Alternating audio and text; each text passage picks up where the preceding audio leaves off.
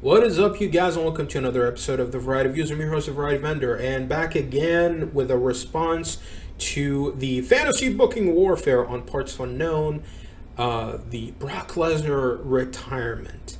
How would I book Brock Lesnar's retirement? Well, this is my idea. We started off at Survivor Series. Now we got Team SmackDown versus Team Raw. And Bobby Lashley is still your top guy. And he has repackaged the Hurt Business now. Cedric Alexander and Shelton Benjamin are back in the Hurt Business. Keith Lee, since he's been losing a lot, he is now part of the Hurt Business. MVP gives him an offer that he cannot refuse. He's like, you know what? I see a lot of potential in you, and I can make you a megastar, just like I did for Lashley. I can do the same thing for you. All you got to do is just accept being part of the Hurt Business. Ricochet, same thing. So now you got Ricochet, Cedric Alexander, Shelton Benjamin, Keith Lee, and Bobby Lashley. You got an all-star team in that because Lashley is your WWE champion, Keith Lee your United States champion, and Cedric and Ricochet are your tag team champions. Shelton Benjamin maybe can have the 24/7 title. While on the other side of the coin, the guys going up against him is Team SmackDown. And you got the Usos, who are the tag team champions, Samoa Joe, your NXT champion, Roman Reigns, your Universal champion, and the fifth guy in the go-home episode or 2 weeks before Survivor Series, they announced that it's going to be Brock Lesnar. He's going to be part of Team Reigns. Will Lesnar be on Roman's side? Will they be working well together? Because they've been rivals for many years, but they have a common bond in Paul Heyman. Same thing with Samoa Joe. Him and Roman has been rivals. Joe has had run-ins with Brock Lesnar. Are they all gonna work well together? Well, we go to Survivor Series and we have Team Roman go over. At some point, you can have... I would have Keith Lee be your last guy in the ring. Lashley could get DQ'd. Shelton Benjamin gets pinned, is the first guy to get pinned by Brock Lesnar. Brock Lesnar, is running roughshod in the match. And Lesnar and Joe kind of have like anything you can do, I can do better type of thing, where Lesnar beats Shelton Benjamin as soon as he gets into the ring. Joe gets in the ring and he makes quick work on Cedric Alexander. And then you can have Roman Reigns eliminate Ricochet after them going back and forth. Keith Lee is the last guy in the ring. And I would also have a moment in the match where Lashley eliminates the Usos. Keith Lee eliminates Samoa Joe later on. And he eliminates, I would have him, Keith Lee, eliminate Roman Reigns. And then it's just Keith Lee and Lesnar. And Lesnar, defeats Keith Lee. Thus, Lesnar is now your sole survivor. We go into, thus Lesnar, there's a little bit of friction between Lesnar and Reigns, but they end up shaking hands after the match. And Paul Heyman goes like, I told you, I got the winning faction.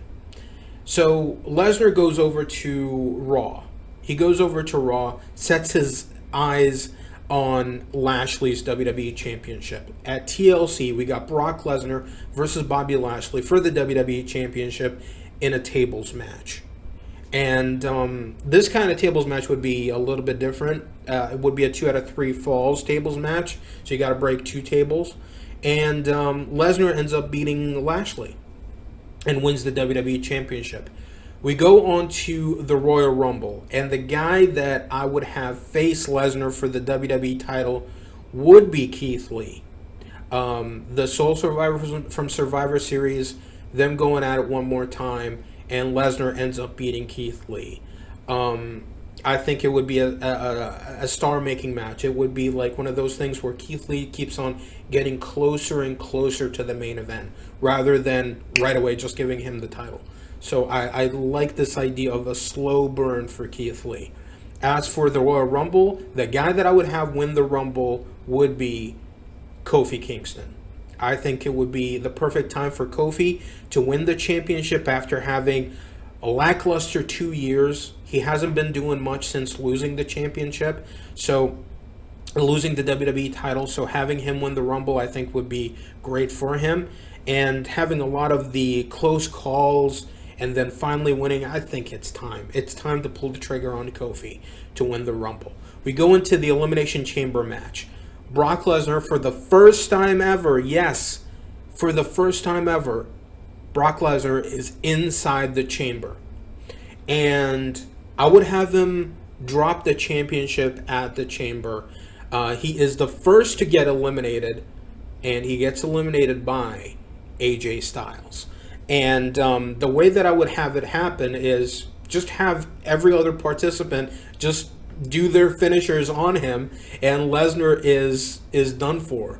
Lesnar is the last to get into the match, but then like everybody turns around and looks at him, and Lesnar tries to do a couple of suplexes, but then gets overpowered, and then, finisher city on Brock Lesnar, and AJ Styles ends up beating Brock Lesnar, and AJ Styles ends up winning the whole Elimination Chamber match and wins the WWE title. We go on to Fastlane. Now Lesnar cannot get a rematch for the WWE Championship. It's been set. That's it. AJ Styles championship match at WrestleMania will be against the Royal Rumble winner. So at Fastlane, Lesnar goes, okay, if that's the case, then Kofi, I want your spot. That is the only way that for Lesnar to get back into the main event is by getting into, by beating Kofi and taking his spot. And he reminds Kofi of beating him in 8 seconds. He reminds him of embarrassing him in that Rumble match in 2020. He reminds him that Kofi is nothing, against Lesnar. Lesnar is the conqueror. So Kofi is like, all right, I'm going to put my title shot on the line against you at Fastlane. And it's Lesnar versus Kofi. And it doesn't have to be, of course, because Lesnar is not a good promo, so you would have Paul Heyman say all these things. And Lesnar is against Kofi at Fastlane, and Kofi beats Lesnar. He ends up beating Lesnar. Lesnar gets 90% of the match, of course, destroys Kofi from pillar to post, coast to coast, but at the end, Kofi gets the win by delivering maybe the SOS or a quick roll-up, and he beats Lesnar. Lesnar is going crazy. He's like, I lost my shot. I lost my championship. I don't know what to do. I need to be at WrestleMania. I need to be at WrestleMania. And he makes it very, very important that he needs to be in this year's WrestleMania. So he gets on the mic and he says, I want the baddest dude on the WWE roster to face me at WrestleMania. Who's it gonna be? Who's it gonna be? And out comes Samoa Joe. Samoa Joe comes out and he's like, I've been holding the NXT banner for many months, and I owe you a chokeout. So at WrestleMania, it's gonna be you and I, one-on-one, and we'll see who the real monster is of the WWE. So it's going to be Samoa Joe versus Brock Lesnar. They have I wouldn't let the match go long, maybe like 10 minutes, but at the end, Samoa Joe goes over. After the match, Brock Lesnar is on his knees. He takes off his gloves and he hands it over to Samoa Joe as sort of like a passing of the torch type of thing, where he hands over the gloves to Samoa Joe. Next night on Raw, Lesnar has an important announcement, and he says that it's been great. It's been great being part of the WWE roster and coming out here and making my opponents my bitch. And, Suplex City is going to be closed very, very soon. So he announces that for the next 6 weeks, it's going to be his retirement tour. So every episode of Raw leading up to the next pay-per-view, it's going to be him against, against guys that he always wanted to face.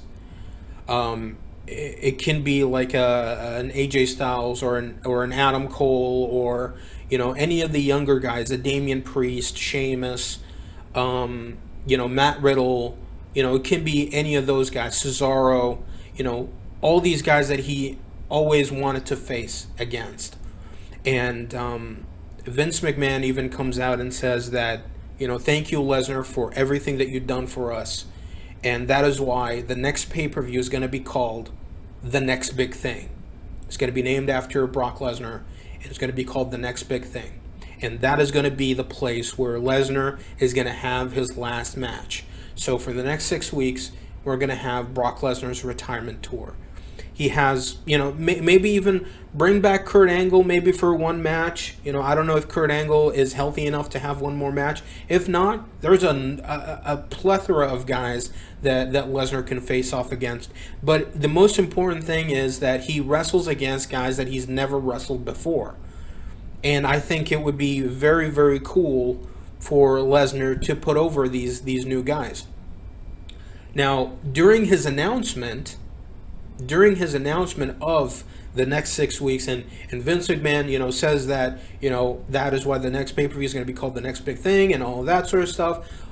All of that is going on. Everybody, probably is going to be chanting, thank you, Lesnar, or thank you, Brock. That is when you have Parker Boudreaux debut and attack Lesnar the night after WrestleMania on Raw, attacking Brock Lesnar. And this would build to a match between the two at the Next Big Thing pay-per-view. It's going to be Parker Boudreaux versus Brock Lesnar.